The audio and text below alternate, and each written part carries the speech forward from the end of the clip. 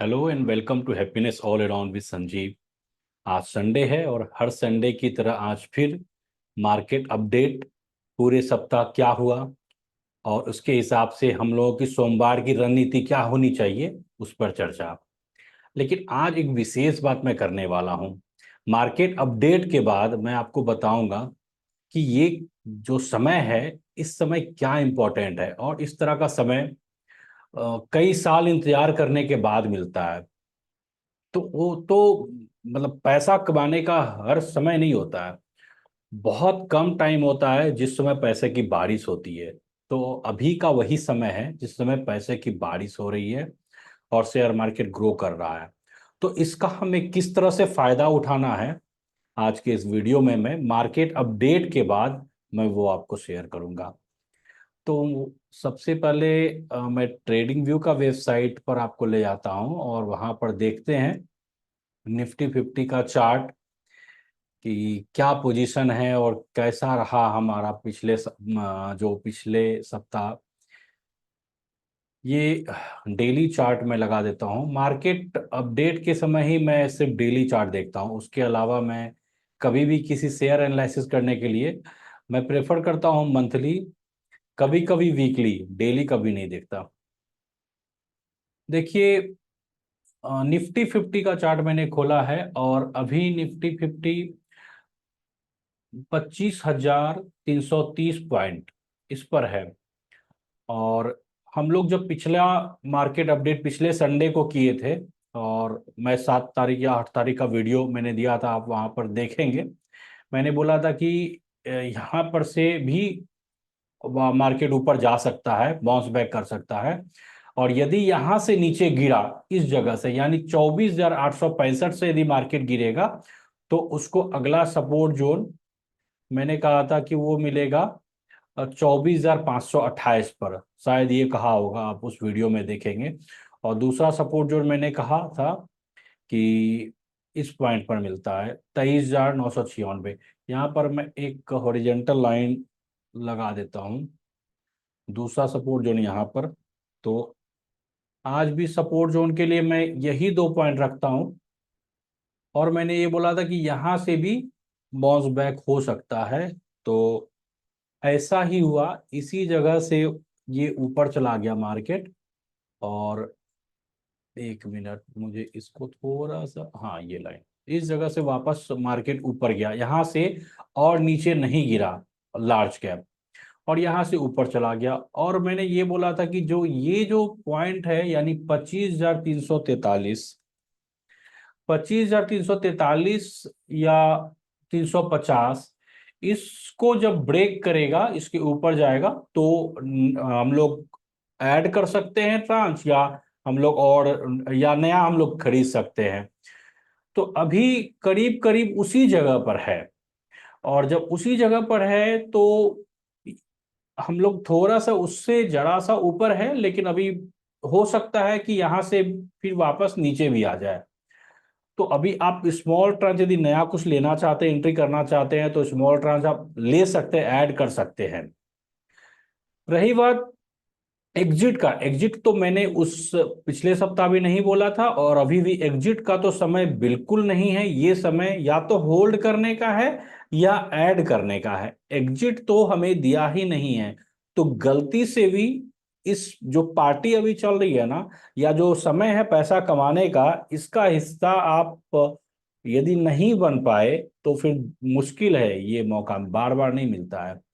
तो यदि आप देखिए मंडे को, यदि यहां से ऊपर जाता है तो आप अगला ट्रांच और बड़ा ट्रांच भी ले सकते हैं। लेकिन यदि यहां से ऊपर नहीं गया, नीचे आ गया, तो फिर अब नया एंट्री नहीं कीजिएगा, ऐड भी नहीं कीजिएगा, एग्जिट भी नहीं होना है।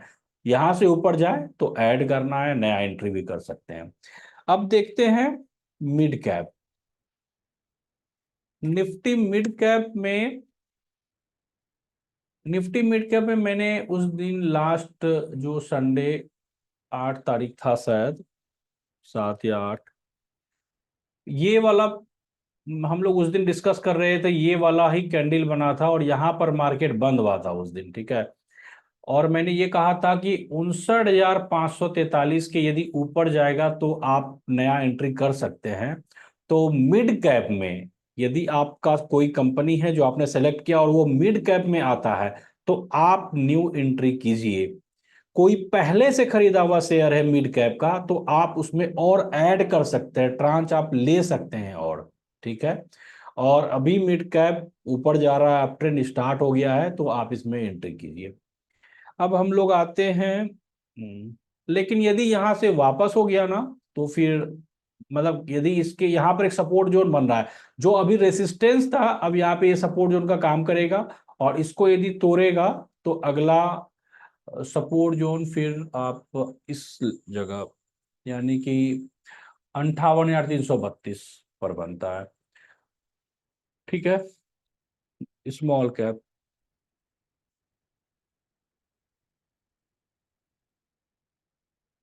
स्मॉल कैप में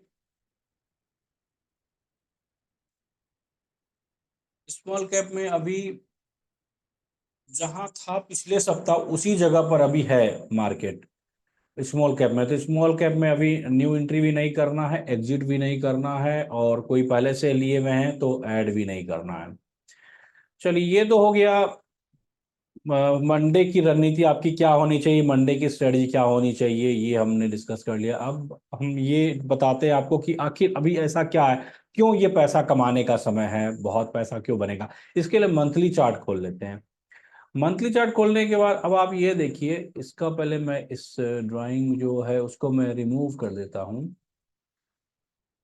अभी इसलिए कमाने का समय है, देखिए जो कोविड के बाद जब मार्केट बढ़ना शुरू हुआ था ना, तो 2021 अक्टूबर में जाकर के ये रैली रुक गई थी। और रुकने के बाद करीब करीब इस जगह तक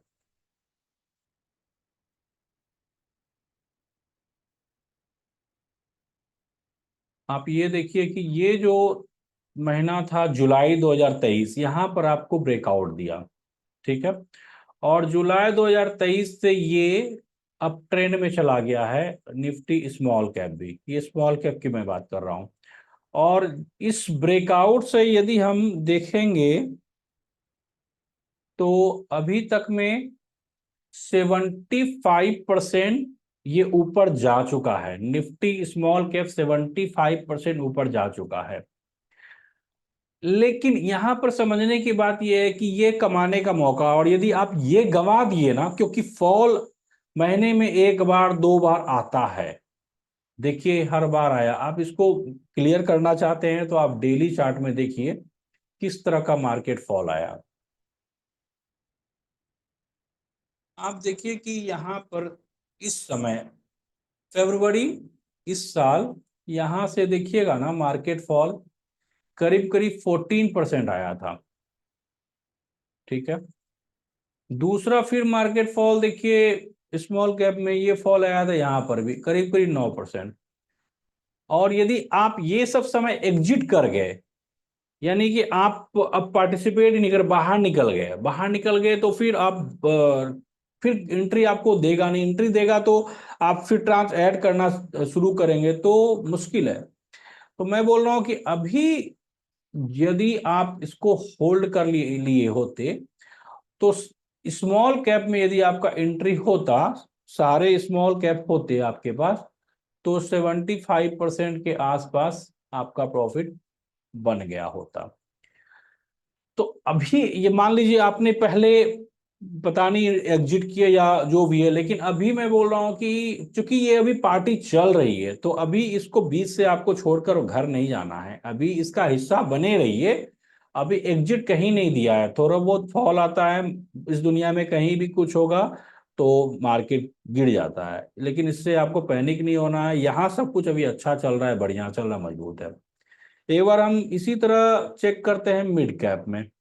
मिड कैप में देखते हैं कि किस तरह का हमें दिया ये प्रॉफिट।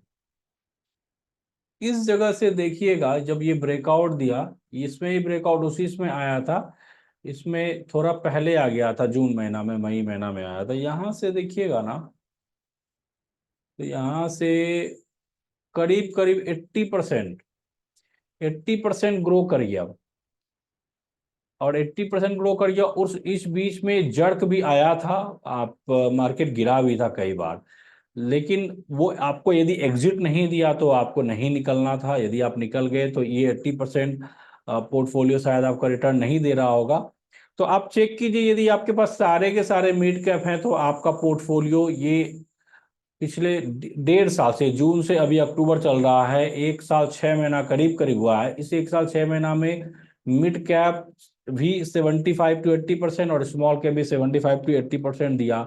आपका पोर्टफोलियो दे रहा है या नहीं? यदि नहीं दे रहा है तो फिर थोड़ा सा विचार करने का समय है कि आप मार्केट को यदि बीट नहीं कर पाए तो फिर क्या फायदा हुआ इससे अलग शेयर लेने का। देखिए अब यहाँ पर देखते हैं निफ्टी लार्ज कैप को। लार्ज कैप में जो ब्रेकआउट दिया है, ये भी मई या जून महीना मानिए, तो यहाँ से आप देखिएगा तो ये 38% लार्ज कैप बढ़ा 1 साल 6 महीना में।